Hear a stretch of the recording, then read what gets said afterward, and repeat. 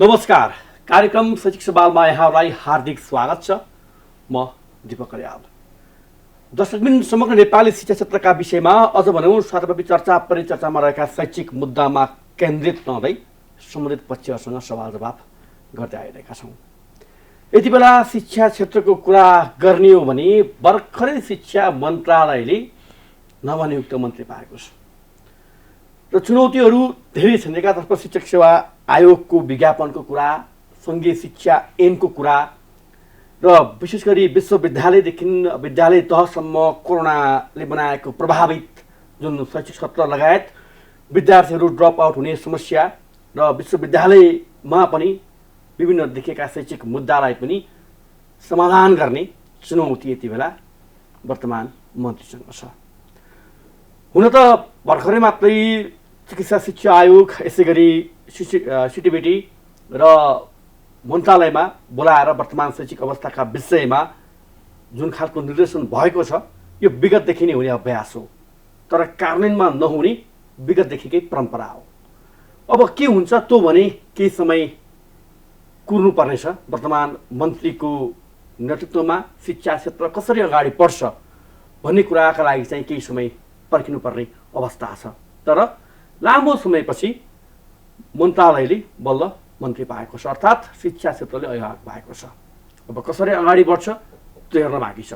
र शिक्षा क्षेत्रको कुराकानी गर्नु पर्दाखेरि यति बेला मुख्य चाडबाडपछि विद्यालयहरू भर्खरै सञ्चालनमा आएका छन् र विद्यालयदेखि विश्वविद्यालय तहसम्मका विद्यार्थी भाइ बहिनीहरू यति बेला शैक्षिक क्रियाकलापमा व्यस्त रहेको अवस्था छ। र यही विद्यार्थीसँग जोडिएको एउटा क्षेत्र, जुन क्षेत्रसँग हामी लामो समयदेखि संवाद बहस र निकास खोजिरहेका छौँ, विद्यार्थी सङ्गठन। हिजोको विद्यार्थी सङ्गठनलाई यदि हेर्ने हो भने एउटा खालको इतिहास थियो, जुन 46-47सम्ममा पनि त्यसको विद्यार्थी सङ्गठनका कारणले धेरै परिवर्तनहरू मुलुकमा आएका थिए। त्यसपछिको विद्यार्थी आन्दोलन अलिकति धर्मर भएको हो कि सही ट्र्याकमा नगएको हो कि भन्ने खालको आलोचना शिक्षा क्षेत्रकी वेदहरूले र स्वयं विद्यार्थी सङ्गठनभित्र पनि यो प्रश्न अलिकति पेचिलो बनेको छ र विद्यार्थीका हकहितबाट विद्यार्थी सङ्गठनहरू पन्छिए भन्ने खालको चर्चा पनि यति बेला छ। आज हामी विद्यार्थी सङ्गठनसँगै कुराकानी गर्छौँ र विशेष गरी यति बेला नेकपा एमालेको भातृ सङ्गठन अनिराज सोभिउ र माओवादी केन्द्रमा केही समय अगाडि मात्रै नेतृत्व परिवर्तन भएको छ र दुवैमा महिलाको हातमा नेतृत्व पुगेको छ र अखिलको इतिहासमा विशेष गरी पहिलोपटक महिलाले नेतृत्व पाएको छ भने अनिराज सोभिउमा यसअघि रामकुमारी झाँक्री र नवीना लामाले एक कार्यकाल नेतृत्व गरिसकेको अवस्था छ र नेपाली काङ्ग्रेसको निकट विद्यार्थी सङ्गठनमा भने अहिलेसम्म पनि महिला नेतृत्वले स्थान पाउन सकेको छैन र भर्खरै मात्रै अनिराज सोभिउमा पुनः तेस्रो पटक महिला नेतृत्वले अनिराज सोभिउको नेतृत्व गर्ने जिम्मेवारी पाएको छ र त्यसको नेतृत्व गर्ने जिम्मेवारी पाउनु भएको छ सुनिता बरालले। आज हामी उहाँसँग नै कुराकानी गर्छौँ। स्वागत छ। धन्यवाद। आराम हुनुहुन्छ? ठिक छ। सबैभन्दा पहिला तपाईँलाई बधाई पनि छ, ढिलै भयो भने। योभन्दा अगाडिको कार्यक्रमले पनि प्रयास गरेका थियौँ, अलिकति सम्भव मिलेन। के गर्दै हुनुहुन्छ तपाईँ? आइसकेपछि विशेष गरी विद्यार्थी सङ्गठनको थोरै मैले पृष्ठभूमि बाँड्ने प्रयास गरेँ र तपाईँ आइसकेपछि चाहिँ अहिले विद्यार्थी सङ्गठन अनिराज सोभिउ कसरी अगाडि बढिरहेको छ, के छ वर्तमान अवस्था? अब चाहिँ हामी अघि तपाईँले पृष्ठभूमिमा पनि भनिसक्नुभयो, केही समय यता भौतिक परिस्थिति कोरोनाका कारणले हामी शैक्षिक क्षेत्र एकदम अस्तव्यस्त जस्तो अवस्थामा थियो। अब यसलाई सुचारू गर्ने कुरा र सुचारू सँगसँगै नियमिततालाई अलि बढी परिष्कृत गर्ने कुरामा पहिलो प्राथमिकताका साथ हामीले काम गर्न खोजिरहेका छौँ, गर्न थालिरहेका छौँ, जसमा लामो समयदेखि स्थगित भएका परीक्षाहरू सञ्चालन गर्ने, सेमिस्टरका ल्याप्सेसहरूलाई रिकभर गर्नका लागि केही योजना बनाउने र विद्यालय शिक्षामा पनि नयाँ भर्ना लिने विद्यार्थीहरूदेखि लिएर विद्यालय शिक्षाको अन्तिम चरणमा पुगेका विद्यार्थीहरूलाई केही क्षति भएको अनुभूति भएको छ। त्यो कुरालाई कसरी क्षतिपूर्तिलाई भरपूरण गर्न सकिन्छ भन्ने कुरामा हामी नियमित छलफल र सहकार्यमा छौँ र अब शैक्षिक क्षेत्रमा देखिएको विगतको समस्या जुन चाहिँ स्वास्थ्यका कारणले आयो, तर त्यसमा फेरि अझ बढी विद्यार्थीहरू, विद्यालय तहका विद्यार्थीहरूमा अझ बढी संवेदनशीलता छ। हामी कोभिडको शून्य स्थितिमा पुगिसकेका होइनौँ। यो जोखिम अझ पनि कहीँ कतै बाँकी नै छ। यो पछिल्लो समय फेरि हेर्ने हो भने दसैँ पश्चात, दसैँमा अलि बढी जमघट भयो, फेरि कोभिडको चाहिँ रेसियो बढेको छ, टेस्टको रेसियो हेर्दाखेरि। त्यही भएर यो सबै परिस्थितिलाई पनि सम्हाल्दै, परिस्थितिलाई व्यवस्थित बनाउँदै अब विद्यालयदेखि विश्वविद्यालयका शैक्षिक कार्यक्रमहरूलाई नियमित बनाउनुपर्छ भन्ने कुरामै हाम्रो पहिलो प्राथमिकता र पहिलो ध्यान त्यही क्षेत्रमा छ।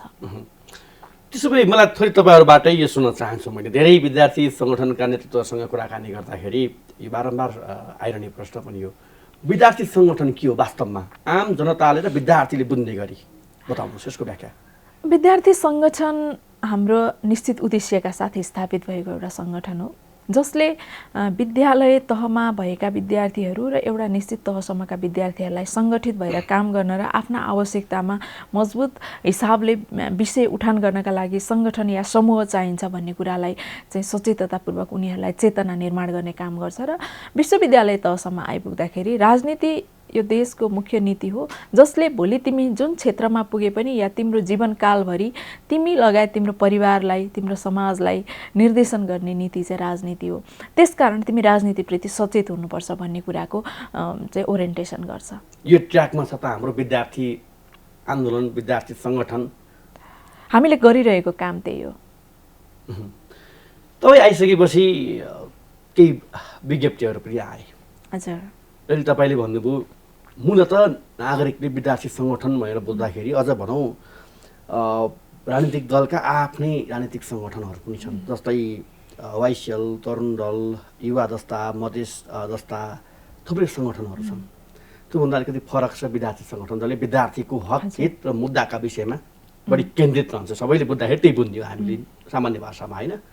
तपाईँ आइसकेपछि विज्ञप्तिहरू आए, केही 4वटा विज्ञप्ति मैले हेरेँ। 4वटा विज्ञप्तिमा देशको राजनीतिक अवस्थाको विषयमा, बाढी पहिरोको अवस्थाको विषयमा र विशेष गरी यो जुन राजनीतिक नै समसामयिक विषयवस्तुहरूमा तपाईँका विज्ञप्ति देखे। त्यहाँ कहाँ विद्यार्थीको चाहिँ मुद्दा, विद्यार्थीको विषय, कोरोनाले पारेको प्रभावको विषय, कोरोनाका कारणले विद्यार्थीहरू ड्रप आउट भएर को कहाँ छन् त्यसको विषय, होइन?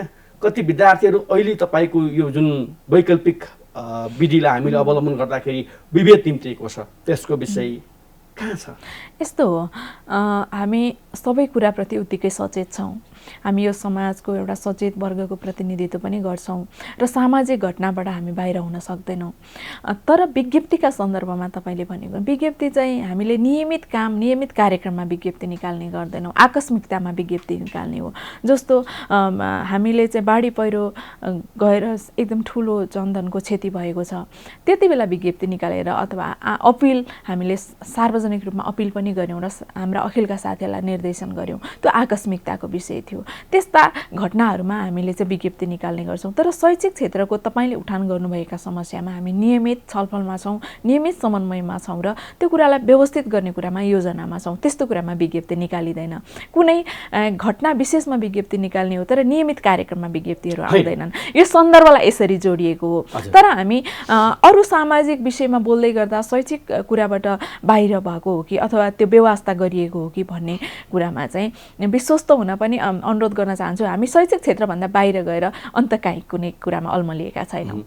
यसमा जोड्न पाएँ एउटा प्रश्न मैले। ठिक छ, आकस्मिक विज्ञप्ति निकाल्नु, मेरो विज्ञप्तिमा तर्फ मात्र केन्द्रित थिएन त्यो प्रश्न। विज्ञप्ति जहिले पनि विद्यार्थी सङ्गठनको, चाहे अनिरा सभीको, चाहे अखिलको, चाहे नेविसनको या जसको विज्ञप्ति आउँछ नि, विद्यार्थीको हक हितमा 1 रुपियाँ पेट्रोल पर्दाखेरि उहिलेदेखि के अब पुरानै भइसक्यो यो शब्द पनि, होइन? त्यो चाहिँ सडकमा आउने विद्यार्थी शुल्कका विषयमादेखि लिएर धेरै विषयवस्तुहरूमा विद्यार्थीहरू बोल्दैनन्, मौन बसे। अब त्यो बोले पनि मौसमी शैक्षिक सत्र सुरुवात भएपछि बोल्ने, या विश्वविद्यालयको चाहिँ जब परीक्षा या शुल्कको विषय आउँछ तब बोल्ने भन्ने खालको आरोप छ। तर अहिले त्यतापट्टि नगइकन जस्तै अस्ति निकाल्नुभएकै विज्ञप्तिमा ल ठिक छ, त्यो आकस्मिक विज्ञप्ति निकाल्नुभयो, बाढी पहिरोले ठुलो जनधनको क्षति भयो, कति विद्यार्थीका किताब पुरिए, कति विद्यार्थी चाहिँ विद्यार्थी उमेरका बालबालिकाहरू हराए, कोही बेपत्ता छन्, तिनीहरूको अवस्थाका विषयमा कोही बोल्नुभयो? बोलेका छौँ र हामीले नियमित सहजीकरण गर्ने प्रयास गरिरहेका छौँ। विशेषतः यो बाढीबाट अहिले आकस्मिक रूपमा आएको बाढीबाट सुदूरपश्चिम प्रदेशमा अलि बढी क्षति भएको छ र त्यस्तै 1 नम्बर प्रदेशमा पनि क्षति त भएको छ, तर निश्चित जिल्लाहरूमा भएको छ। यी क्षति भएका ठाउँहरूमा हामीले 1 नम्बर प्रदेशमा हाम्रो सङ्गठनको उपाध्यक्षलाई पठाएका छौँ र 7 नम्बर प्रदेशमा पनि हाम्रो सङ्गठनको उपाध्यक्षलाई पठाएका छौँ। उहाँहरू गएर सम्बन्धित प्रदेशका मुख्यमन्त्रीलाई पनि भेट्नु भएको छ र ध्यानाकर्षण गराउनु भएको छ र हरेक जिल्लामा हाम्रा सङ्गठनका संरचनाहरूले चाहिँ विद्यार्थीलाई कसरी सहयोग गर्न सकिन्छ, अभिभावकलाई कसरी राहत दिन सकिन्छ र आम रूपमा बाढीका कारणले क्षति भएका कुरालाई कसरी फेरि रिकभर गर्न सकिन्छ भन्ने कुरामा स्थानीय सरकारसँग, प्रदेश सरकारसँग र केन्द्रीय सरकारसँग हामीले घचघच्याउने कुरा, ध्यानाकर्षण गराउने कुरा र यसलाई व्यवस्थित बनाउने कुरामा हाम्रा साथीहरू जिल्लामा पुग्नु भएको छ र केन्द्रीय प्रतिनिधिकै उपस्थितिमा, केन्द्रीय नेताहरूकै उपस्थितिमा हामीले त्यो कुरामा सचेततापूर्वक काम गरिरहेका छौँ। जस्तै अघि भन्नुभयो तपाईँले, त्यही चिज विज्ञप्तिमा राखे थाहा हुन्थ्यो नि त हामीलाई। होइन, हामीले विज्ञप्ति निकालेका छौँ। यस्तो छ, हाम्रा सङ्गठनका संरचनाहरू सबै उत्तिकै चलायमान हुनुपर्छ भन्ने हो। हामीले केन्द्रबाट एउटा मात्रै विज्ञप्ति निकाल्यौँ, जुन चाहिँ तत्कालै बाढी गएको अघिल्लो साँझ बाढी गयो, भोलिपल्ट दिउँसो हामीले विज्ञप्ति निकालेर सबै साथीहरूलाई सहयोग गर्नका लागि आह्वान गऱ्यौँ, अपिल गऱ्यौँ र अनेरासिबीका साथीहरूलाई तत्त क्षेत्रमा काम गर्नका लागि निर्देशन गऱ्यौँ। र त्यस पश्चात तपाईँले हेर्न भ्याउनु भएन होला, हाम्रो 1 नम्बर प्रदेशले पनि र 7 नम्बर प्रदेशले पनि प्रदेश कमिटीहरू पनि हामीले निर्माण गरेका छौँ र प्रदेशका नेताहरूले प्रदेश कमिटीबाट त्यहाँ विज्ञप्ति निकालिएको छ र त्यसमा धेरै कुराहरू उल्लेख भएका छन् र हाम्रा प्रदेशका संरचनाहरू पनि उत्तिकै प्रभावकारी रूपमा सञ्चालन गर्नुपर्छ भन्ने मान्यताका आधारमा हामीले अलि स्पेसिफिक भएर चाहिँ अब जति मैले काठमाडौँबाट देख्न सक्छु, हुन त सूचनाका आधारमा त्यहाँका सबै जानकारी लिन सक्ने कुरा स्वाभाविक छ, तथापि त्यही क्षेत्रको, त्यही प्रदेशको नेतृत्वले गर्दाखेरि उहाँहरूलाई पनि कामको चाहिँ अनुभूति हुने र त्यहाँका विद्यार्थीले, त्यहाँका अभिभावकले पनि मेरो क्षेत्रमा पनि अनि राजवीले मेरो क्षेत्रकै नेतृत्वले गर्यो भन्ने कुराको अनुभूति पनि दिलाउनुपर्छ। किनभने नेतृत्व गर्ने कुरा र समन्वय गर्ने कुरालाई धेरै कुरामा भूमिका चाहिँ अनुभूति गर्ने गरीको गर्नुपर्छ। हामीले चाहिँ देख्ने, देखाउने या भन्ने कुरा मात्रै होइन भन्ने आधारमा हामीले त्यही क्षेत्रको सङ्गठनको संरचनाहरूलाई परिचालन गरेका छौँ र त्यही क्षेत्रका साथीहरूले अलिकति बढी हाई साउन्डमा यो कुरा आएको भएर त्यही क्षेत्रबाट काम गरिरहेको भएर तपाईँलाई त्यस्तो लागेको हुनसक्छ। होइन, तपाईँलाई विगतदेखि नै विद्यार्थी सङ्गठनमा तपाईँ आबद्ध हुँदैदेखि झापादेखि तपाईँको काठमाडौँसम्मको यात्रा र विद्यार्थी सङ्गठनमा तपाईँको यात्रालाई हेर्दाखेरि तपाईँ अलिकति सरल शान्त स्वभावले चाहिँ आफ्ना विचार, शैक्षिक मुद्दाहरू उठाएको व्यक्तिको पात्रको रूपमा म चिन्छु तपाईँलाई। चिन्दाखेरि एउटा आशा चाहिँ के थियो कि तपाईँले अनिरासबीको नेतृत्व गरिसकेसँगै जुन आलोचना विद्यार्थी सङ्गठनहरूमा थियो, त्यो आलोचना चाहिँ विशेष गरी सुनिता बराल अनिरासबीको नेतृत्वमा आइसकेपछि चाहिँ शैक्षिक मुद्दाका विषयमा चाहिँ स्पष्ट धारणा आउँछ कि भन्ने अपेक्षा थियो क्या? ए हजुर, होइन, यस्तो हो, अब यो एकदम हामीले नीतिगत कुरा नै परिवर्तन गर्नुपर्ने छ शिक्षा क्षेत्रमा, होइन। हामी नियमित छलफलमा नै छौँ। फेरि यो चाहिँ हाम्रो सङ्गठनका संरचनाहरू तपाईँहरूलाई पनि थाहा छ, तपाईँ नियमित विद्यार्थी सङ्गठनसँग सम्पर्कमा रहेर काम गर्ने व्यक्ति, सञ्चार माध्यमलाई धेरै कुरा थाहा हुन्छ।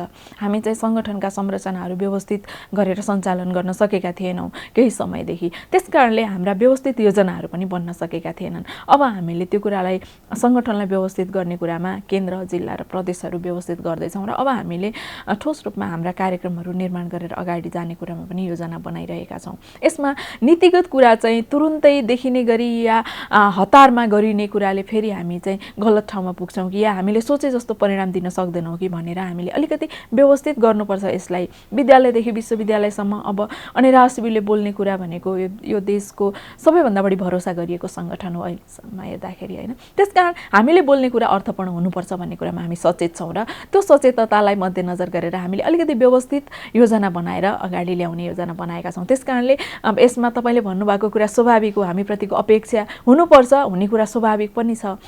यो फेरि बिचमा हाम्रा चाडबाडहरू पनि आए, त्यसले पनि थोरै समय हामीलाई डिस्टर्ब गर्यो। अब हामी छिटै तपाईँको अपेक्षा पुरा गर्छौँ। जस्तै लामो समय नजिक विद्यालयसँग जोडेर नजिकबाट तपाईँले हेर्नुभएको छ नेपालको शिक्षा क्षेत्रलाई। हजुर, ठ्याक्कै बताउनुहोस् कि विद्यालयदेखि विश्वविद्यालय तहसम्म के छन् शिक्षामा समस्या र चुनौतीहरू जसलाई चिर्नु छ, जसको महत्त्वपूर्ण भूमिका विद्यार्थी सङ्गठनले नेतृत्व गर्नुपर्छ? एकदमै यो एकदम गम्भीर पनि हो र हामीले प्रश्न गर्नुभयो होइन। मलाई चाहिँ मैले मेरो आजको सबैभन्दा मुख्य चिन्ताको विषय पनि यही हो र काम गर्नुपर्छ भन्ने लागेको विषय पनि यही हो। आज मैले चाहिँ भन्दै आएको छु व्यक्तिगत रूपमा, अब संस्थागत बनाउने कुरा त छँदैछ, आफै अध्यक्ष छु, तपाईँ व्यक्तिको कुरा भन्नु होला फेरि होइन। तर अब हामीले एकपटक चाहिँ एकदम साहसपूर्ण तरिकाले शिक्षा क्षेत्रलाई रिकन्स्ट्रक्सन गर्नुपर्छ, पुनः परिमार्जन गर्नै पर्छ। त्यो कसरी गर्नुपर्छ भने अब पनि हामीले संविधान लेख्यौँ, हामीले यति धेरै ठुलो व्यवस्था परिवर्तन गऱ्यौँ भनेर ठुला स्वरमा हामीले बोल्दै गर्दा हामीले परिवर्तन गरेको व्यवस्थाले आज आम नेपाली नागरिकको अवस्था परिवर्तन गर्यो कि गरेन भन्दा हामीले जुन तहमा अपेक्षा गरेको हो त्यो तहको अपेक्षा पुरा गर्ने गरी अवस्था परिवर्तन भएको छैन। जब अवस्थामा परिवर्तन आउँदैन, व्यवस्था परिवर्तनको अनुभूति कोही पनि नागरिकले आउँदैन। जब नागरिकले अनुभूति गर्दैन त्यो कुराको केही अर्थ हुँदैन। त्यसकारणले अब हामीले हाम्रा शैक्षिक क्षेत्रहरू नै यो देश परिवर्तन र देशको समृद्धिको आधारशिला हुन् भन्ने बुझेर राज्यका तर्फबाट नीति पनि परिवर्तन गर्नुपर्छ र बजेट व्यवस्थापन गर्ने कुरामा पनि बढावा दिनुपर्छ। र हाम्रा तहबाट हामीले गर्ने कुरा के हो भने अब विद्यालय शिक्षालाई जीवन बाँच्न सक्ने शिक्षा बनाऊ भनेर हामीले भनि पनि रहेका छौँ र अब यसमा व्यवस्थित नीति निर्माणदेखि कार्यान्वयनसम्मको कुरामा हामीले पहल गर्छौँ। र विश्वविद्यालय तहमा यो विश्वविद्यालय त हामी एकदम गौरव गर्छौँ, यतिवटा विषयमा हामीले चाहिँ स्नातकोत्तर गरिसक्यौँ भनेर। तर हामीसँग के सिप छ भन्दा अघि उल्लेख गरेको जस्तो विद्यालय शिक्षाबाट बाहिर आएको विद्यार्थी जीवन बाँच्न सक्ने हुनुपर्छ भन्दै गर्दा विश्वविद्यालयबाट बाहिर आएको विद्यार्थी पनि अब के काम गर्ने भन्ने तहमा आज हामी छौँ। त्यसकारणले अब शिक्षा क्षेत्रको चाहिँ परिमार्जन, नीति परिमार्जन गरेर विद्यालय शिक्षा 12 कक्षासम्मको शिक्षालाई संविधानमा भएको अधिकारलाई ग्यारेन्टी गर्दै कार्यान्वयनमा लानका लागि राज्यले योजना बनाउनुपर्छ। अहिले बनाइरहेका योजनाहरू पूर्णतः परिपक्व तरिकाले कार्यान्वयन गर्न सकिराखेको छैन, किनभने संविधान भनेको अक्षरशः कार्यान्वयन गर्नुपर्ने विषय हो र दस्तावेज हो। त्यस्तै विश्वविद्यालय अब हामीले आजको समयको माग बमोजिमको विश्वविद्यालयका कार्यक्रमहरू निर्माण गर्नुपर्छ र विज्ञ उत्पादन गर्ने चाहिँ योजना विश्वविद्यालयले बनाउनुपर्छ या शिक्षा नीतिले गर्नुपर्छ भन्ने कुरामा हामीले काम गर्ने हो, जसका लागि अब हामीले देखेका विषयभन्दा पनि आवश्यकताका विषयहरूमा बढी शैक्षिक कार्यक्रमहरूका निर्माण गर्नुपर्छ भन्ने लाग्छ मलाई चाहिँ। र मैले त्यो क्षेत्रमा काम गर्न खोजिरहेको छु। त्यो कस्तो भने आज हामीसँग यति धेरै पर्यटकीय सम्भावनाहरू छ, तर पर्यटन क्षेत्रका सम्भावनाहरूलाई कसरी व्यवस्थित गर्ने, यो क्षेत्रलाई कसरी राष्ट्रको चाहिँ एउटा मुख्य क्षेत्र बनाउने भन्ने क्षेत्रमा काम गर्ने विज्ञहरू उत्पादन गर्ने शिक्षा नीतिको एकदमै कमजोरी छ होइन। आज हामी लामो समयदेखि भन्दै आएको, हामीले एकदम सानो हुँदादेखि सुन्दै आएको कृषि प्रधान देश भन्छौँ, तर आज एग्रिकल्चर क्षेत्रमा कति राज्यले ध्यान दिइरहेको छ या शिक्षा नीति कति व्यवस्थित छ भन्दा कृषि क्षेत्रमा चाहिँ विज्ञहरू उत्पादन खोज्यौँ भने आज माटोको परीक्षण गर्नेदेखि लिएर कुन बाली कुन ठाउँमा लगाउने भन्ने कुरा पनि सामान्य विषयको जानकारी पनि हामीले प्राप्त गर्न सकिरहेका हुँदैनौँ हाम्रा आवश्यकताहरू खोज्दाखेरि। त्यसकारणले हाम्रो देशमा यति धेरै जलस्रोतको चाहिँ सम्भाव्यता छ, यसलाई कसरी व्यवस्थित गरेर हाम्रो देशमा उपयोगी बनाउने या यसलाई जीवनसँग जोड्ने भन्दा यसको पनि योजना बनाउने विज्ञहरूको अभाव छ। यसमा विज्ञ उत्पादन गर्ने नीतिसहितको अब शिक्षा नीति परिवर्तन गर्नुपर्छ र हाम्रा विद्यालयहरूमा अध्ययन गर्ने अध्यापन गर्ने विषयहरू पनि परिवर्तन गर्नुपर्छ, जहाँ चाहिँ अब हामीले हाम्रा पार्टीहरूले पनि भनेका थिए, किनभने राजनैतिक दलहरू नै नीति निर्माण गर्ने कुराका मुख्य आधारहरू हुन् होइन, मुख्य निर्णायक व्यक्तिहरू हुन् या निर्णायक दलहरू हुन्छन्। तर हाम्रा राजनीतिक दलहरूले गत निर्वाचनमा नै अधिकांश दलहरूले प्राविधिक शिक्षालाई बढी प्राथमिकता दिनुभएको थियो। अझ बढी नेकपा एमालेको हकमा हेर्ने हो भने त 75% प्राविधिक शिक्षा भनिएको थियो, तर त्यसमा कार्यान्वयन गर्नका लागि हामीले पार्टीहरूलाई पनि झकझकाइरहेका छौँ। मैले प्रतिनिधित्व गरेको मेरो चाहिँ माओ पार्टी नेकपा एमालेलाई पनि हामीले पटक पटक भनिरहेका थियौँ, तपाईँहरूले दस्तावेजमा लेखेको कुरा कार्यान्वयन गर्ने कुरामा कति तदारुकता देखाउनु भएको छ भनेर। त्यसकारण अब हामीले नीति परिवर्तन गर्ने र कार्यक्रमिक योजना बनाउँदा देशको आवश्यकता बमोजिमका कार्यक्रमहरू बनाउने कुरामा मुख्यतः हामीले अब काम गर्छौँ। अब यो तपाईँले बताउनुभयो वर्तमान अवस्था र विशेष गरी तपाईँले जोड्नुभएको मुख्य कुरा शैक्षिक बेरोजगारी। अहिले मुलुकमा हेर्ने भने करिब 40-42 लाख चाहिँ जनशक्ति बाहिर छ, युवा पिँढी नै। र अहिलेको अवस्था भनेको चाहिँ शैक्षिक आफ्नो उच्च शिक्षा पश्चात चाहिँ एउटा गरी खाने या त्यो जीवनमा लागू हुने शिक्षा हामीले अहिलेसम्म पाउन नसक्दाखेरिको चाहिँ बेरोजगारीको समस्या मुख्य समस्या छ अहिले मुलुकमा छ र हाम्रो शिक्षालाई बेरोजगारी उत्पादन गर्ने शैक्षिक फलकको रूपमा व्याख्या र चित्रण हुँदै आएको छ। यसका लागि पाठ्यक्रमको कुरा, विशेष गरी पाठ्यक्रम र उच्च शिक्षा पश्चात चाहिँ रोजगारीका अवसरका कुराहरू र यसै गरी विद्यार्थीको मूल्याङ्कन, यसै गरी तपाईँको चाहिँ समयमै नतिजा प्रकाशन, पठन पाठन, कार्य बजार बिचको समन्वय, धेरै चाहिँ संरचनाहरूले एक आपसमा काम गर्नुपर्छ। त्यसका लागि तपाईँहरू कहिल्यै पनि विश्वविद्यालय, विद्यालय, पाठ्यक्रम विकास केन्द्र, शिक्षा विज्ञान तथा प्रविधि मन्त्रालय लगायत जो यसमा रहेका स्टेक होल्डरहरू छन् तिनीहरूसँग बस्नु भएको छ यो विषयमा? गम्भीर विषय तपाईँले उठाउँदै गर्दाखेरि यो समस्या छ भनेर पाठ्यक्रममा परिमार्जन गर्नुपर्छ भन्ने कुरामा त प्रष्ट नै छौँ, तर हामी पाठ्यक्रम निर्माण गर्नका लागि फेरि पनि नीतिसँग जोडिन्छ र विश्वविद्यालयहरूसँग त हामी नियमित रूपमा बसिरहेका छौँ, तर विश्वविद्यालयले पनि देखाउने कुरा भनेको फेरि पनि शिक्षा नीति नै हो। त्यसकारण आज सबैभन्दा बढी बसेर छलफल गरेको र सबैभन्दा बढी हामीले झकझकी आएको भनेको राष्ट्रिय नीति निर्माण गर्ने ठाउँमा हो र त्यो भनेको राज्य नै हो।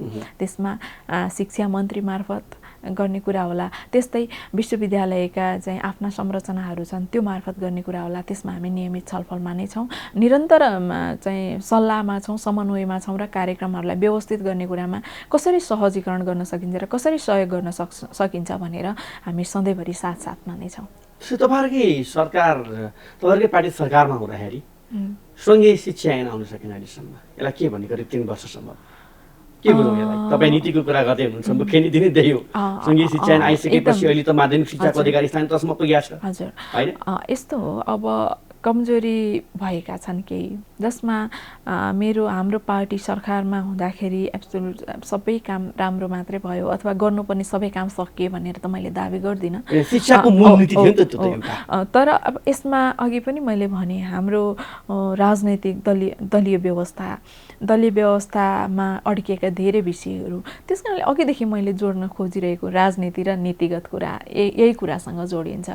यसमा के भयो, यहाँभित्रका प्राविधिक पक्षहरू के भए भन्ने कुरा त्यो तपाईँलाई पनि थाहा छ, मलाई पनि थाहा छ, तर हामी त्यति भनेर पन्छिने ठाउँमा छैनौँ। यो कुरा चाहिँ हामीले बुझ्न जरुरी छ र हिजो गरेन तर आज पनि अब ढिला भइसकेको भए पनि नगरी नहुने विषय भएकाले अब भए पनि गर्नुपर्छ। यो कुरामा हामी निरन्तर सङ्घर्षमा नै छौँ। हिजो पनि थियौँ, फेरि यस्ता विषयमा हाम्रो पार्टी भएका कारणले सङ्घर्षमा थिएनौँ भन्ने होइन, हिजो पनि थियौँ, आज पनि छौँ र यो कुरा पूर्ण नहुँदासम्म हामी काममा लागिरहेका छौँ। समीक्षा गर्नु भएको छ? समीक्षा भनेको औपचारिक समीक्षा त गरिएको छैन, तर हाम्रा कार्यक्रमहरू र कार्यनीतिहरूमा समीक्षा त निरन्तर भएका छन्। 80 लाख विद्यार्थीको भविष्यको कुरा छ यो मुलुकमा। माध्यमिक शिक्षाको अधिकार स्थानीय तहमा भएको छ, कतिपय ठाउँमा भद्रगोल अवस्था छ, कतिपय ठाउँमा तपाईँको राम्रो पनि भएको छ। शिक्षकको द्वन्द्व यति बेला चाहिँ यो सरुवाको विषय लिएर स्थानीय तहले शिक्षक पाउनुपर्छ भन्ने मुद्दा पेचिलो मुद्दा बनेको छ। इकाइमा त्यो अधिकार यति बेला छोडिएको छ। कति भद्रगोल छ नि शिक्षा क्षेत्रमा। यस्तो भयो, यसमा चाहिँ शिक्षा क्षेत्रप्रतिको राज्यको संवेदनशीलता केही कमी भएको पनि हो, सत्य कुरा होइन। र दोस्रो कुरा चाहिँ के पनि हो भने हामी 3 तहको सङ्घीय संरचनामा गयौँ, राज्यहरू नै 3 तहका भए, त्यसमा सबैभन्दा बढी शिक्षाको अधिकार स्थानीय तहलाई दिएको छ, तर त्यसलाई व्यवस्थापन गर्ने गरेको स्थानीय तहमा निर्वाचित नेतृत्व हामीले ल्यायौँ कि ल्याएनौँ भन्दाखेरि फेरि पनि राजनीतिक दलहरू त्यहाँ पनि चुकेका छन्। मैले उहाँहरूलाई एकदम अन्डरस्टिमेट गर्न खोजेको होइन, तर हाम्रा पूर्व योजनाहरू थिएनन्। स्थानीय तहमा यति धेरै अधिकारहरू प्रत्यायोजन गरिन्छ र उहाँहरू त्यो तहको जिम्मेवारी निर्वाह गर्न सक्ने व्यक्तिलाई हामीले स्थानीय तहको जिम्मेवारीमा पठाउनुपर्छ भन्ने पूर्व तयारीमा राजनीतिक दलहरू भएको देखिँदैन होइन परिणाम हेर्दाखेरि। त्यसकारण हामीले अधिकारहरूलाई प्रत्यायोजन त गऱ्यौँ, तर त्यसलाई सम्हाल्ने र त्यसलाई व्यवस्थित गरेर कार्यान्वयन गर्न सक्ने गरेको नेतृत्व र नेतृत्वलाई प्रदान गर्ने योजनाहरू पर्याप्त योजना बनाउन सकेनौँ। त्यस कारणले धेरै समस्याहरू देखिए। तर अब यो फेरि हाम्रा लागि नयाँ अभ्यास पनि थियो, नयाँ अभ्यास भएका कारणले पनि केही त्रुटिहरू भएका छन्, तर अब यसलाई परिपक्व गर्दै सच्याउँदै र व्यवस्थित गर्दै अगाडि जाने कुराको त विकल्प छैन। तपाईँ एउटा मुख्य पार्टीको विद्यार्थी सङ्गठनको नेतृत्व गर्नुभएको छ, करिब स्थानीय तहको चुनाव आउँदैछ। यो 5 वर्षमा नयाँ व्यवस्थालाई हामीले नजिकबाट हेऱ्यौँ र शिक्षाको मात्रै मैले कुरा गर्दाखेरि स्थानीय तहलाई माध्यमिक शिक्षाको अधिकार जुन दिएको छ सक्षम छ के पाउनु भएको छ? सच्याउनु पर्ने कुराहरू धेरै छन्। मुख्यतः मलाई अनुभूति भएको कुरा म धेरै स्थानीय तहसँग छलफल गरेको छु। म धेरै स्थानीय तहमा गएर कार्यक्रमहरू बनाउने प्रयास गरेको छु। म कानुनको पनि विद्यार्थी भएको कारणले अझ बढी हाम्रो देशमा चाहिँ यो अवसर पनि हो, तर अवसर सँगसँगै नेतृत्वप्रतिको प्रश्न पनि हो। धेरै ठाउँमा उपाध्यक्षहरू महिला हुनुहुन्छ र महिलाहरू के अरे उपाध्यक्षको चाहिँ जिम्मेवारीमा शिक्षा कानुन क्षेत्र परेको छ स्थानीय तहमा पनि, होइन। त्यस कारणले पनि मैले धेरै ठाउँमा छलफल गरेको छु र कतिपय नेतृत्व गरिराख्नुभएका व्यक्तिहरू आफूले काम गर्ने क्षेत्र विषयमा नै पूर्णतः विज्ञ हुनुहुन्न।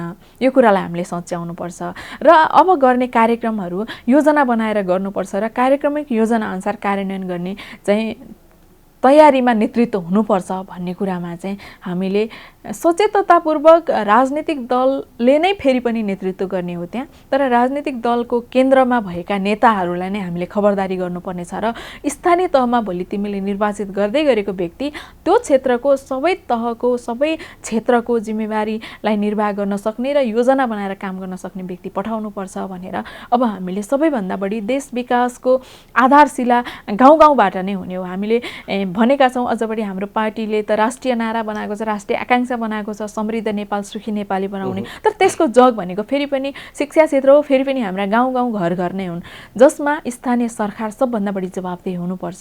त्यस कारणले अब त्यो जवाफदेहिता सहितको र कार्यक्रमिक योजना सहितको नेतृत्व स्थापित गराउने र निर्माण गर्ने कुरामा चाहिँ हामीले फेरि सचेततापूर्वक खबरदारी गर्छौँ, गरि पनि रहेका छौँ। अब एउटा कुरा मलाई मुख्य कुरा, तपाईँ अहिले नेतृत्वमा आउनुभएको छ, यो सोध्नुपर्ने हुन्छ तपाईँलाई। मैले योभन्दा अगाडि पनि तपाईँहरूकै सङ्गठनका तत्कालीन अध्यक्षलाई पनि बारम्बार सोधेको थिएँ। हजुर, तत्कालीन सरकारले शिक्षा क्षेत्र नेपालमा हेर्ने हो भने विद्यालय तहमा दुई धारको शिक्षा छ, होइन, निजी र सरकारी।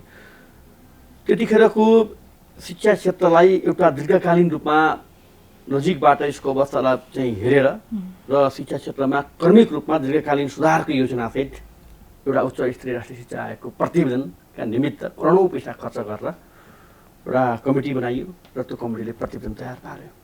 त्यो प्रतिवेदन बालुवाटारबाट बाहिर आएर त्यो आरोप तपाईँहरूमाथि छ, जबकि त्यो प्रतिवेदनले त्यो प्रतिवेदन लेख्ने अधिकांशसँग हामीले संवाद गरेका छौँ। त्यसले नेपाली शिक्षा क्षेत्रमा एक खालको परिवर्तन या दीर्घकालीन योजना र सोच अगाडि सारेको थियो। किन लुकाइयो त्यो प्रतिवेदन? कहिले प्रश्न उठाउनु भयो, सोध्नुभयो यो विषय? प्रतिवेदन सार्वजनिक गर्नुपर्छ र कार्यान्वयनमा जाने गरेको योजना बनाउनुपर्छ भनेर त हामीले भन्यौँ। अब यसमा मैले ठ्याक्कै यस कारणले बाहिर आएन भनेर त भन्न सक्दिनँ, होइन। तर यस्ता विषयहरू जब ओझेलमा पर्न थाल्छन् तब हामीले देश विकासको या समृद्धिको कल्पना गर्न सक्दैनौँ। त्यस कारणले यस्ता विषयमा जोसुकै भए पनि, त्यसमा जुन दल होस् या जो व्यक्ति होस्, जोसुकै भए पनि शिक्षा क्षेत्र सबभन्दा बढी संवेदनशील क्षेत्र हो र सबभन्दा बढी जवाफदेही हुनुपर्ने क्षेत्र हो भन्ने कुरा सबैले बुझ्न जरुरी छ। र अब हामी फेरि पनि हिजो पनि भनिरहेका थियौँ र आज पनि शिक्षा क्षेत्रमा गर्न खोजिएका केही राजनीतिकरणहरूलाई चाहिँ अब हामीले चाहिँ बन्द गर्नुपर्छ। यो विषय पनि राजनीतिकरणसँग जोडिएर आएको विषय पनि हुनसक्छ भन्ने मेरो आशंका छ। मैले आरोप लाउन खोजेको होइन, होइन। तर अब शिक्षा क्षेत्रलाई व्यवस्थित गर्ने, शिक्षा नीतिलाई परिष्कृत गर्ने, शिक्षामा बजेटलाई बढावा गर्ने, आज भइरहेको माध्यमिक शिक्षासम्मको शिक्षालाई निःशुल्क र अनिवार्य गर्ने, यस्ता खालका न्यूनतम आवश्यकताको विषयमा पनि राजनीतिकरण हुन्छ भने हामी सबैले आफ्नो ठाउँबाट खबरदारी गर्नुपर्छ र राजनीतिकरणभन्दा माथि उठ्छौ भने मात्र तिमीले नेतृत्व गर्ने अधिकार राख्छौ भनेर भन्न सक्नुपर्छ भन्ने चेतना बोकेर म यहाँ छु र मैले त्यो काम गर्छु। तर विडम्बना के सिन्जाजी, नेपालको विद्यार्थी सङ्गठनहरूको आन्दोलन र एजेन्डा हेर्ने हो भने शैक्षिक मुद्दा नै हो। विद्यार्थीको हक हित शैक्षिक मुद्दामै केन्द्रित हुनुपर्ने हो। चाहे दुर्गमबाट आएका कति विद्यार्थीहरू उच्च शिक्षाका लागि, विद्यालयका लागि आएका विद्यार्थीहरूको अन्यलता, उनीहरू ठगिने, विश्वविद्यालयको अवस्था त्यही छ, राजनीतिक केन्द्र, राजनीतिक भर्ती केन्द्र बनेका छन्। त्यहाँको शैक्षिक गुणस्तर र नियमित पठन पाठन हुँदैन। तपाईँको चाहिँ विद्यालय तहमा पनि दुई धारको शिक्षा छ, त्यहाँ पनि समस्या छ। मुद्दा तपाईँहरू सबै विद्यार्थी सङ्गठनको एउटै छ, तर तपाईँहरूको मुभमेन्ट फरक छ। तपाईँहरू फरक फरक ठाउँबाट त्यो आवाज उठाउनु भएको छ। मुद्दा एउटै छ, आवाज 80 लाख 82 लाख विद्यार्थीको आवाज, अनि त्यो आवाज एक ठाउँ किन हुन सकेन? नेपालको विद्यार्थी सङ्गठनहरू? होइन, हामी शैक्षिक क्षेत्रका कुरामा त हामीले संयुक्त रूपमा नै काम गरेका धेरै उदाहरणहरू छन्। संयुक्त विद्यार्थी सङ्गठनले गरेका धेरै आन्दोलन, धेरै कार्यक्रमहरू हामीले स्थापित पनि गरेका छौँ। तर तपाईँले भन्नुभएको जस्तै केही समय यता यो पछिल्लो वर्षमा चाहिँ केही कमी भएको हो कि भन्ने कुराको अनुभूति मलाई पनि भइरहेको छ। तर फेरि पनि हामी सबैको साझा कुरा भनेको शिक्षा क्षेत्रलाई राम्रो बनाउने कुरा नै हो, शिक्षा क्षेत्रलाई व्यवस्थित बनाउने कुरा नै हो। हाम्रा व्यक्तिगत अधिकारहरू हुन्। हामी चाहिँ राजनीतिक दलका हिसाबले फरक फरक दलसँग आबद्ध भए पनि शिक्षा क्षेत्रमा एकताबद्ध भएर काम गर्ने कुराले नै हामीले परिणाम दिन सक्छौँ र त्यो गर्नु पनि पर्छ। अब फेरि पनि हामीले त्यो सुरुवात गर्नुपर्छ भन्ने कुराको अनुभूति पनि भएको छ। मैले चाहिँ केही साथीहरूसँग छलफल पनि सुरु गरेको छु। हामीले लामो समयदेखि शिक्षा क्षेत्रमा रोकिएर रहेका केही विषयहरूलाई फेरि सुचारू गर्नुपर्नेछ। जस्तो अझ विद्यार्थी सङ्गठनसँग तपाईँले प्रश्न गर्नै बाँकी होला। विद्यार्थी सङ्गठन भन्ने बित्तिकै सोभि निर्वाचनको विषय जोडिन्छ, त्यो पनि लामो समयदेखि स्थगित भएको छ। सोभ्यूलाई नियमित गर्न नसक्दा पनि हामीले शैक्षिक क्षेत्रलाई सोचे अनुरूप परिष्कृत गर्न सकेका छैनौँ। त्यसकारण अब फेरि पनि हामी हाम्रा विगतका गौरवपूर्ण दस्तावेजहरूलाई साँची राखेर अब हामी फेरि पनि संयुक्त कार्यक्रम गर्ने र संयुक्त रूपमा विद्यार्थी सङ्गठनहरू एकता भएर बद्ध भएर जाने कुरामा त धेरै हामी चुक्नु हुँदैन भन्ने कुरामा हामी सचेत छौँ। सहकार्य हुन्छ, एकदमै हुन्छ। अब एउटा आरोप छ, यो तपाईँलाई मात्र होइन सबै विद्यार्थी सङ्गठनलाई आरोप छ र पछिल्लो समय हेर्ने हो भने पनि विशेष गरी राजनीतिक घटनाक्रम पछिल्लो समय अलिक मजाले तात्यो र त्यतिखेर त्यो राजनीतिलाई हेर्ने हो भने, राजनीतिक अवस्थालाई हेर्ने हो भने, नजिकबाट बुझ्ने हो भने विद्यार्थी सङ्गठनका धेरै जो विद्यार्थीका हकित र मुद्दामा उठेका व्यक्तित्वहरू, पात्रहरू, विद्यार्थी नेताहरू केही राजनीतिमा प्रवेश गर्नु भएको छ। त्यो स्वाभाविक प्रक्रिया पनि हो, तर हामी यसमा गलत अर्थ लगाउँदैनौँ। तर त्यो चिजले र तपाईँको चाहिँ अलिकति विद्यार्थीको कोणबाट या शिक्षा क्षेत्रको कोणबाट हेर्ने हो भने विद्यार्थी सङ्गठनहरू चाहिँ राजनीतिक दलका चाहिँ अलिकति भरिया भइरहने या भरिया भइदिए भन्ने आलोचना तपाईँले गर्नु परेको छ नि। यस्तो हो, यो चाहिँ अब टिप्पणी त गरिन्छ होइन, तर हामी विद्यार्थीसँग हुँदा अघि पनि मैले कार्यक्रमको सुरुवातमा भने हामी अन्य राष्ट्रव्यूहमा जोडिएका सबै साथीहरूलाई तिमीले नेकपा एमालेको सदस्यता लिनुपर्छ भनेर बाध्य बनाउँदैनौँ, त्यो उहाँहरूको स्वैच्छिक कुरा हो। तर म पात्रलाई हेरेर या अन्य राष्ट्रव्यूहको अध्यक्ष सुनिता बराल चाहिँ नेकपा एमालेको पार्टीमा छ भन्ने कुरालाई हेरेर टिप्पणी गर्ने कुरा चाहिँ त्यति धेरै उपयुक्त हो भन्ने मलाई लाग्दैन। किनभने मैले आज अखिलको अध्यक्ष भएर काम गरिरहँदा शिक्षा क्षेत्रलाई कति न्याय गर्न सक्छु, मैले कति काम गर्न सक्छु, आज विद्यार्थीका आवश्यकतालाई कति सम्बोधन गर्न सक्छु भन्ने कुरा नै मेरो पहिलो प्राथमिकताका विषय हो र मलाई टिप्पणी गर्ने झकझक्याउनु पर्ने विषय पनि त्यही हो भन्ने लाग्छ। त्यसलाई मैले हार्दिकतापूर्वक रूपमा स्वीकार गर्छु होइन। तर फेरि त्यसो हुँदै गर्दा मेरो व्यक्तिगत अधिकार पनि त छ नि, म कुन दलसँग आबद्ध भएर राजनीति गर्ने अथवा मेरो जीवन बाँच्ने, मैले कुन दललाई समर्थन गर्ने या मतदान गर्ने भन्ने अधिकार त अन्य राष्ट्रव्यूहले मात्रै सुरक्षित गर्न सक्दैन। त्यसकारणले मैले यो अधिकार प्रयोग गर्नका लागि नेकपा एमालेसँग जोडिएँ। यसो भन्दै गर्दा, यस्तो टिप्पणी गर्दै गर्दा हामीले राजनीतिक दलहरूसँगको मात्रै सम्बन्ध जोडेर टिप्पणी गर्ने कुरा अभ्यासमा त छ, तर त्यति धेरै उपयुक्त अभ्यास हो भन्ने मलाई लाग्दैन। प्रश्न उठेको छ तपाईँमाथि, त्यही भएर राखेको। अब अन्त्यमा बताउनुहोस्, वर्तमान शिक्षा मन्त्री आउनुभएको छ र मन्त्रालय लामो समयपछि मन्त्री भएको छ, के छन् वर्तमान शिक्षा मन्त्रीका चुनौती र तपाईँहरूको सुझाव, तपाईँहरूको सङ्गठनको सुझाव चाहिँ के? शिक्षा मन्त्री तुलनात्मक रूपमा अहिलेको सरकार निर्माण को पृष्ठभूमि हेर्दा जसरी हामीले टिप्पणी गरिरहेका छौँ, किनभने राजनीतिक दल लीय व्यवस्थालाई नै एकदम उपहास गर्ने गरेको सरकार निर्माण भएको छ। तर त्योभित्र आज शिक्षा मन्त्री बन्नुभएको पात्रको विषयमा चाहिँ म सकारात्मक छु। सकारात्मक यो अर्थमा छु, अरूसँग नकारात्मक भन्न खोजेको होइन, तर उहाँले शिक्षा क्षेत्रमा केही राम्रो गर्नुहुन्छ कि या सकारात्मक पहल गर्नुहुन्छ कि भन्ने कुरामा चाहिँ म आशावादी छु। र अहिले हामीले देखेका कुरा तुरुन्तै हामीले दुईटा भागमा काम गर्नुपर्ने छ। शिक्षा मन्त्रीज्यूले पनि त्यो कुरा गर्नुहुन्छ होला, उहाँसँग भेट भएर कुरा गर्न पाएको छैन, तथापि हामी संस्थागत रूपमा नै उहाँलाई भेटेर आवश्यकता बमोजिमका काममा त भेटिहाल्छौँ होइन। राज्यको प्रतिनिधिलाई त फरक कुरा हुने भएन। तर अब हामीले तत्कालै गर्नुपर्ने काम र दीर्घकालीन रूपमा गर्नुपर्ने कामलाई छुट्याएर शिक्षा क्षेत्रलाई सबैभन्दा बढी प्राथमिकतामा राखेर काम गर्नुपर्छ। तत्कालै गर्नुपर्ने काममा चाहिँ कोभिडका कारणले अस्तव्यस्त भएको शिक्षा क्षेत्रलाई फेरि एउटा दिशामा राखेर, एउटा चाहिँ ट्र्याकमा राखेर गतिशील बनाउने कुरामा सबैभन्दा बढी चनाखो भएर काम गर्नुपर्ने छ। किनभने आज धेरै ठुलो पङ्क्ति जो भर्खरै विद्यार्थीहरू आइरहेका छन्, नयाँ कक्षा भर्ना हुनेदेखि लिएर विद्यालय शिक्षाबाट बाहिर जाने पर्ने ठाउँमा अथवा विश्वविद्यालयको अन्तिम चरणमा पुगेका विद्यार्थीहरूमा एकदमै ठुलो क्षति भएको अनुभूतिसहित विद्यार्थीहरू चाहिँ फरक मनोविज्ञानमा पुग्ने खतरा भइसकेको छ होइन। त्यो मनोवैज्ञानिक असरलाई पनि न्यूनीकरण गर्ने गरीका कार्यक्रमहरू बनाउनु पर्नेछ, त्यसलाई व्यवस्थापन गर्नुपर्नेछ र तुरुन्तै परिणाम दिन सक्ने गरीको प्रभावकारी योजना बनाउनु पर्नेछ। र दीर्घकालीन रूपमा अघि मैले उल्लेख गरेँ जस्तै अब शिक्षालाई हामीले कोभिडमा पनि हेऱ्यौँ नि, हामी शिक्षामा कहाँ छौँ भन्ने कुरा 2 वर्षसम्म हामीले गतिशील बनाउनै सकेनौँ। थोरै समय 1 महिना 2 महिनाको कुरा होइन, त्यसमा चाहिँ हामी धेरै हदसम्म हामी शिक्षा क्षेत्रमा चुकेका छौँ भन्ने कुराको अनुभूति सबैले गर्नुपर्छ र यो अनुभूतिको नेतृत्व शिक्षा मन्त्रालयले गर्नुपर्छ र यो अनुभूतिलाई संस्थागत गर्दै अब हाम्रा शिक्षा क्षेत्रहरूलाई व्यवस्थित गर्ने कुरामा नीतिगत परिवर्तनका सहित योजना बनाएर अगाडि जानुपर्ने कुरामा शिक्षा मन्त्रीज्यूलाई र समग्र राज्यलाई, हामी शिक्षा क्षेत्रसँग सरोकार राख्ने सबैलाई मैले अनुरोध पनि गर्न चाहन्छु। हस्, यो महत्त्वपूर्ण समय दिनुभयो र जुन नेतृत्व गर्नुभएको छ, नेतृत्वमा आउनुभएको छ भर्खरै, चुनौती पनि छन्, यो सामना गर्नुहोला। सफल कार्यकालको शुभकामना र समयका लागि तपाईँलाई धन्यवाद। धन्यवाद तपाईँलाई पनि यो शुभेच्छाका लागि र यो समयका लागि। हस्, दर्शकवृन्द, आज हामीसँग हुनुहुन्थ्यो राष्ट्रका अध्यक्ष सुनिता बराल। आज हामीले उहाँसँग विद्यार्थी आन्दोलन र वर्तमान शैक्षिक क्षेत्रमा देखिएका समस्या र त्यसको निराकरणका लागि विद्यार्थी सङ्गठनको कस्तो भूमिका हुन्छ भन्ने विषयमा संवाद गऱ्यौँ। पक्कै पनि विद्यार्थी सङ्गठनको ध्यान विद्यार्थीको मुद्दामा नै केन्द्रित होस्, हाम्रो चाहना यति हो।